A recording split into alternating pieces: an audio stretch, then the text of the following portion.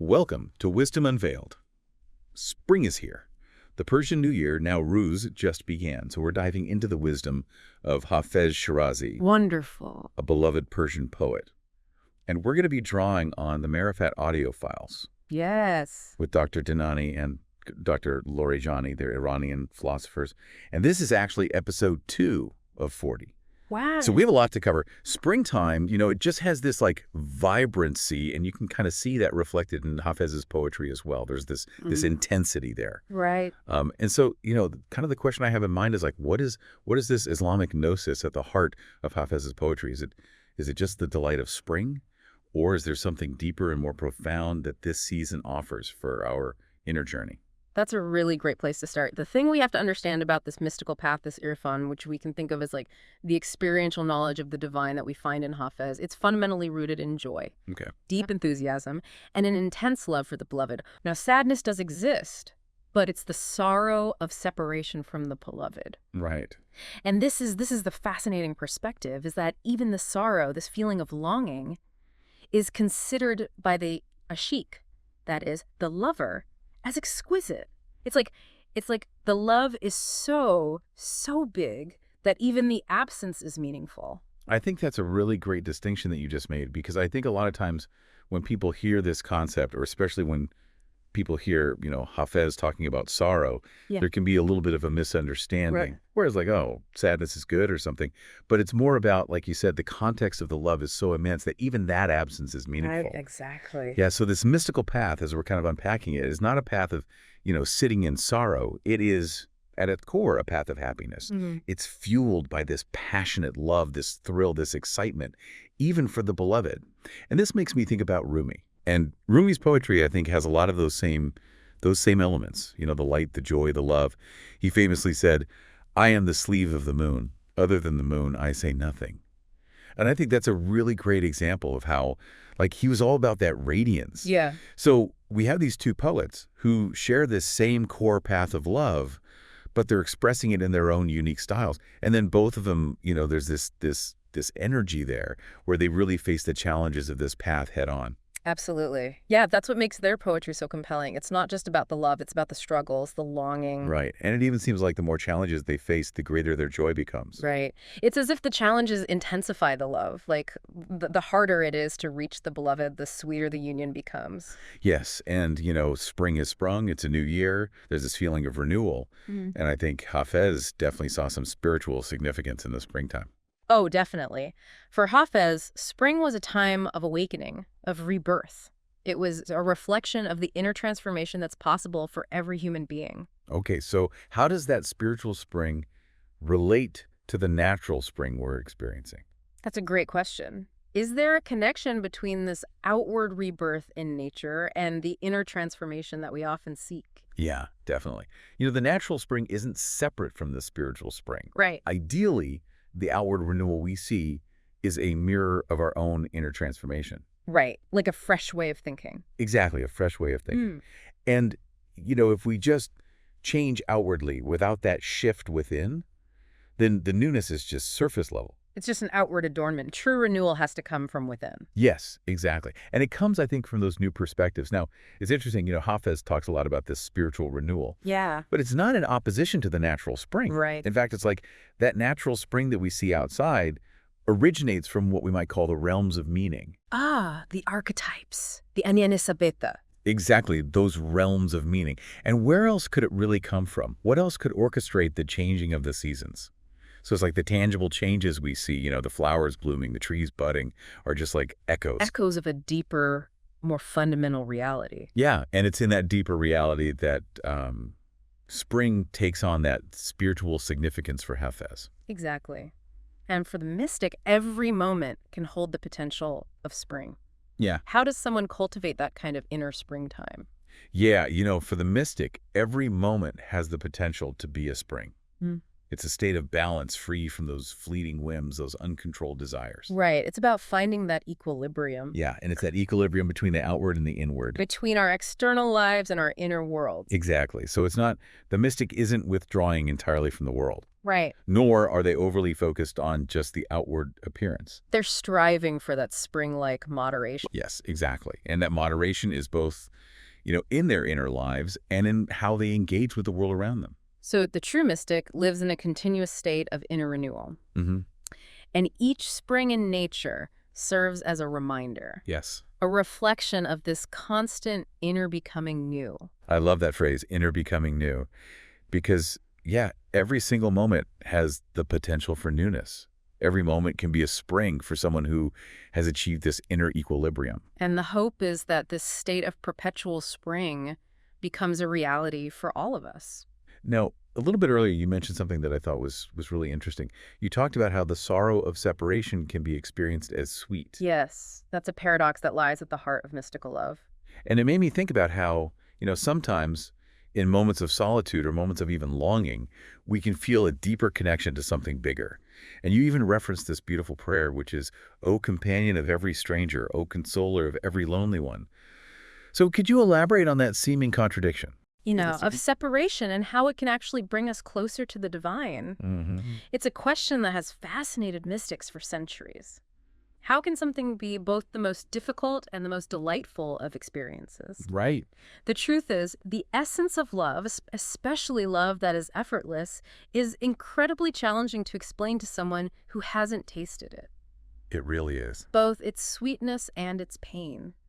For the lover, especially the true lover, the mystic, the beloved, becomes everything. There is no concept of anything higher, more valuable. There's no higher value. So the value of the beloved is so immense that even the pain of absence takes on a different kind of meaning. So the value of the beloved is so immense that even the pain of absence takes on a different kind of meaning. And this feeling of lack, of this persistent yearning, continues even upon reaching a form of union. It does. Think about it, even in our everyday experiences of love. If the love is genuine, there's often a longing for something more. Right. Something beyond the immediate connection. That's a yearning for a deeper connection. Exactly. There's a beautiful verse from a contemporary poet that captures this so well. It says, "Even with you, my rose, I am ablaze with love." Wow, that's beautiful. It's as if you can't truly claim to be a lover until you understand the depth of this longing. That's powerful. You see, the lover always harbors this wanting, a desire that is inherently infinite. It's those boundless. If a person were to reach a point where they no longer desired anything, that would signify a kind of spiritual death. Wanting, at its core, is a sign of life. But a complete absence of wanting is not the human condition. There are those whose entire being is consumed by the desire for the beloved. Offer them all the treasures of the world, and they'll simply say, "I have no need for them." This kind of not wanting is actually the highest form of wanting. The truly desired is the infinite beloved. And so one is never completely satisfied with anything less. I see. And this hope of union constantly keeps the lover alive. It does, doesn't it? The very feeling of drawing closer to the beloved is intensely delightful, even amidst hardship, because the anticipated joy of union completely overshadows the difficulties encountered along the way. So that hope itself, the hope of union, is what sustains us. It's powerful force. Through those challenges, through that hardship. And, it makes me think about this whole sequence of spring and winter that we see in nature. Mm-hmm. This constant cycle of flourishing and then dormancy. Is there also a journey like that happening inside of us as human beings? Absolutely. This cyclical pattern is a fundamental principle that resonates throughout existence. The sequence you see in the passing of time and the changing of the four seasons, it's a continuous cycle that's been present from the very beginning. Time itself is sequential. Mm-hmm. And this sequence of time isn't monotonous. It has its winter, its summer, its spring, and its autumn, just like we see in the natural world. Right, right. This sense of newness and aging is intrinsic to time and its various forms. We don't directly perceive abstract time. Instead, we experience time through events like the shifting seasons. These seasons clearly show newness and the process of aging, signifying change. Winter embodies contraction, a drawing inward. Really? Autumn is the prelude to winter, the falling of leaves, a necessary step before new growth. So these external cycles aren't just something we observe, they actually mirror processes happening within us. They mirror those processes. So this sequence exists within the human psyche as well. Absolutely. It's happening all the time, often at a much faster pace than we see in nature. Right, a faster pace. So it's like we're experiencing these mini cycles of spring and winter, of flourishing and contraction, all the time within ourselves. Precisely. The soul experiences its own winter, autumn, spring, and summer through the constant transformation of our thoughts. Old thoughts fade and new thoughts arise, creating a continuous, perpetual spring within our inner world. A perpetual spring. I love that. It reminds me of the saying, woe to the one whose 2 days are the same. Exactly. There must be a constant process of inner renewal. Consider this powerful idea. From a single thought that enters the heart, 10 worlds can be utterly overturned in a single instant. This strongly highlights the transformative power of our inner shifts. Wow, that's a powerful image.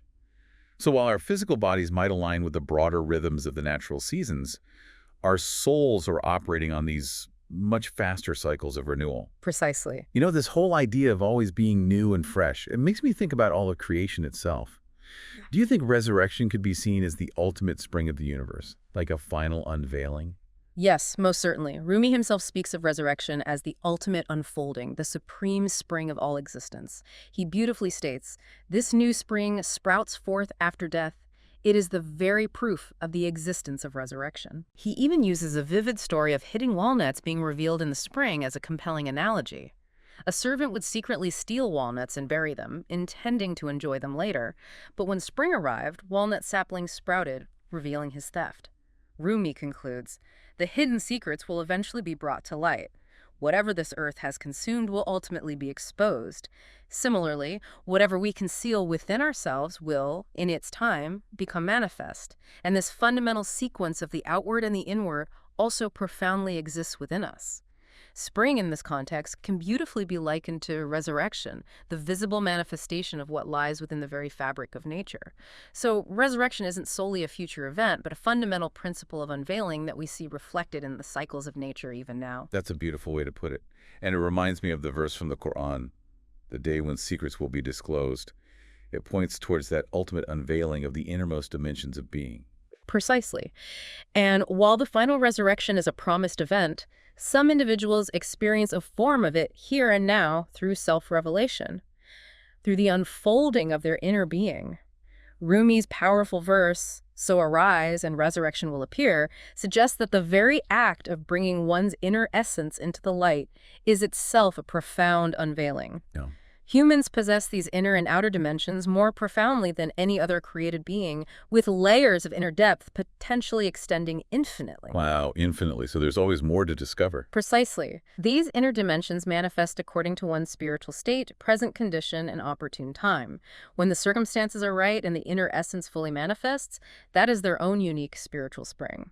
This is why the mystic, who constantly strives for inner purity and awareness, experiences a perpetual state of inner flourishing. So the mystic is always experiencing a kind of personal resurrection, an inner springtime. Precisely. They're constantly unveiling new layers of their being. Now the verse, "So arise," continues with a rather stark phrase, "Who then he will have no power or any helper." Does this imply that those who lack inner reserves, like a seed without a kernel, will not experience this spring, this unveiling? Yeah, that's a really good question. What about those who haven't actively cultivated goodness within themselves? Do they not experience this kind of flourishing? It is indeed true that whatever resides in the inner being will ultimately manifest. The crucial aspect lies in the fundamental nature of that being. While the perfected human being exists in a perpetual state of flourishing with a fundamentally pure essence, it's essential to understand that, according to core understandings, all human beings inherently possess a pure essence by their very nature. The imperfections are more like accidental or external additions. This is a profoundly important point. While these inner beings manifest in their own unique springtime, no one is truly without a pure essence. Even those who haven't actively accumulated good reserves still possess an inner being.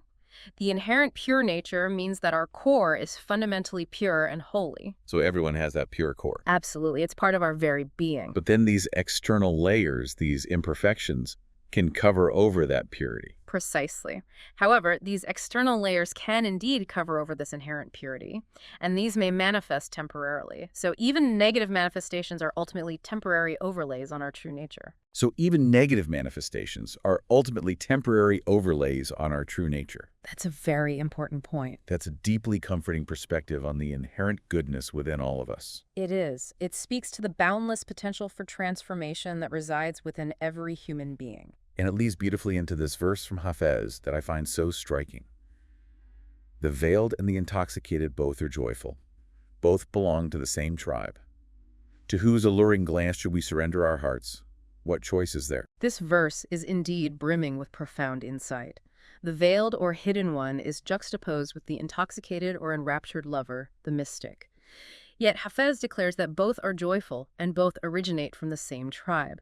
This signifies that both are fundamentally human beings, each possessing that pure inner essence we have been discussing. While the intoxicated one may have attained a higher station in love and spiritual realization, ultimately they share the same fundamental human nature, which is inherently pure. This aligns beautifully with core understandings which view human nature as intrinsically good. Therefore, when Hafez states the veiled and the intoxicated belong to the same tribe, he is underscoring that pure and holy inner being of humanity. Everyone at their core possesses the capacity for this inherent joy and this fundamental connection to the divine. That's a truly unifying and hopeful thought. It is. It speaks to the underlying unity that connects all of us. So let's finally return to that very first verse of Hafez that set the stage for our discussion today. Yes, the verse about the cupbearer. We've explored the rich meanings of spring and this idea of inner transformation. But who exactly is this cupbearer? The cupbearer is a fascinating figure in Hafez's poetry. And what is the true nature of this waiting? Waiting is a central theme in Hafez's work. You know, we talked earlier about how many people interpret Hafez's love as primarily earthly, but you hinted that this might be an incomplete understanding. You are absolutely correct. While it's true that some of Hafez's verses can certainly be interpreted through the lens of earthly love, to confine his entire body of work to that single interpretation would be to overlook its profound depth and breadth. There are numerous instances where his words clearly soar beyond the earthly realm. Moreover, even those verses that seem rooted in earthly experiences can be beautifully illuminated by understanding the underlying spiritual, the divine love that permeates his work. Consider this waiting for the cupbearer by someone with such lofty aspirations. Such a person with such a profound inner yearning isn't merely longing for ordinary earthly wine. We're not just looking for a glass of, grape wine. Yeah, precisely. The wine that Hafez yearns for offers the wine of divine love and divine gnosis, profound spiritual knowledge. This is the true wine that empowers the mystic to transcend the limitations of the material world. This spiritual wine is often referred to as the wine of gnosis or the wine of love, concepts that are deeply intertwined and inseparable. So this cupbearer is offering something far more transformative than just physical intoxication. Precisely. The esteemed Allama Tabatabai beautifully suggests that Hafez's very essence and spiritual yearning necessitate the seeking of a wine that symbolizes purity, coolness, and spiritual clarity. Ultimately, the deeper meaning of the cupbearer in this context is often interpreted as the divine itself, the ultimate source of divine knowledge. That's interesting. Alternatively, the cupbearer can also symbolize the perfected human being, or the spiritual guide who serves as a conduit and bestows the wine of gnosis upon the seeker. This is a well-established understanding within the mystical tradition. And this waiting is the deep longing for more and more of that intoxicating wine of divine knowledge and love, a continuous, unquenchable thirst for spiritual growth and deeper connection. Just as the perfected human being is considered a manifestation of the ultimate truth, the lover constantly awaits the quenching of their spiritual thirst, always feeling an intense longing because the ocean of divine knowledge is boundless. It's an endless pursuit. The more one experiences this wine of love and gnosis, the greater the desire becomes. This divine thirst is such that those who truly taste this wine will never willingly let go, and the eternal source of divine love is perpetually overflowing. There's always more. Oh. Now, speaking of seizing the moment, there's another verse from Hafez that I think connects really well with what you were just talking about. Whenever a pleasant moment presents itself, consider it a precious gain, for no one knows how swiftly the end of the affair approaches. You've made an excellent point. This verse indeed emphasizes the vital importance of deeply valuing our time and diligently seizing every opportunity. Hafez, much like those who emphasize the present moment, underscores the importance of not being overly fixated on the past or excessively hopeful about the distant future, especially if it prevents us from fully engaging with the richness of the present. Each moment is unique, a singular occurrence that will never repeat itself in precisely the same way. If one fails to truly benefit from the present moment, whether by being trapped in past regrets or lost in future dreams, that particular moment is irretrievably lost. Therefore, actively utilizing each present moment is absolutely crucial, utilizing it in a way that aligns with our inherent abilities, our true essence, and our ultimate humanity. And the most profound benefit in every single moment is the opportunity to increase our knowledge and deepen our spiritual understanding. All other forms of benefit are fleeting unless they contribute to this fundamental growth and wisdom. This insightful verse from Hafez directly points us towards this very wisdom, to recognize and seize the precious opportunities for inner growth that each pleasant moment offers. So this waiting for the cupbearer, it isn't just about sitting around being passive. Right. It's about being present, being alert to those moments when we can receive the wine of divine knowledge. Precisely. And when those moments arise, we must embrace them fully. Don't let them slip away. Don't let them slip away. Now, I want to touch on one more thing before we wrap up. Of course. There's another beautiful verse from Hafez that I think speaks to where we've arrived in our conversation. The very source of joy is to be found where the beloved resides. Ah, yes. That's a powerful verse. Every human being has a heart, Yes. and we're all looking for that heart holder. The beloved. So where is true joy found? True joy comes from the one who truly holds our heart in their loving hand. A heart not connected to a higher power, to a true hope, a true beloved, is like water scattered aimlessly. True happiness, therefore, lies in the connection, in the place where the beloved lovingly holds the heart. If that beloved is the truth, the eternal beloved, whether we understand that as the perfected human or the ultimate truth itself, and our heart is secure in their hand, then that is the very wellspring of true and lasting joy. While our heart is always in the hand of the ultimate beloved, we are not always fully aware of this profound reality. Cultivating this awareness, this conscious recognition, brings about a deeper and more abiding happiness. And the sacred tradition stating that the heart of the believer is held between two fingers of the fingers of the most compassionate really beautifully illustrates that connection. It makes me think that maybe Hafez was alluding to that. It's certainly possible. The mystic's heart is perpetually held within the embrace of the divine, representing the perfect balance inherent in all of existence. That's a lovely image. To truly feel this reality, to perceive one's own heart held securely in the hand of the ultimate beloved, is to experience the very essence of true and authentic joy. So beautiful. And going back to that first verse of Hafez, the phrase Ganamat Shomar, consider as gain or seizing opportunity, it's so important to understand that in the right way. Absolutely. It's not about greed or taking advantage. Right. It's about wisdom. It's about the wise act of seizing every precious opportunity for spiritual insights that arises in each present moment. Yeah, making the most of those opportunities for growth. This has been such a wonderfully rich exploration of just these opening ideas in Hafez. Indeed, to briefly summarize the wisdom we've explored today. From the vibrant beauty of the natural world spring, we are guided to seek and cultivate the spring that resides within our own hearts. May our hearts forever remain as fresh and full of potential as the spring. It's a beautiful thought. The cupbearer represents the source of divine knowledge and love that we should always seek. And the act of waiting with longing and awareness is a fundamental characteristic of the seeker who is perpetually in pursuit of spiritual growth. And, thinking back to those opening lines about the arrival of spring, it's a true wonder, isn't it? It is. The beauty of creation all around us. A testament to the boundless creativity of the divine. And so, as we wrap up this deep dive, I just want to encourage everyone listening to really think about what we've been discussing. Reflect on those moments in your own life where you felt a deep connection or experienced time differently. Those vac moments. How can you cultivate more of those and recognize the spring within your own heart? Remember, the journey's end holds infinite potential. And consider how the cupbearer might appear in your own life, offering you opportunities for deeper spiritual insight. Until our next deep dive into Wisdom Unveiled, may your heart feel like an ever-blossoming spring,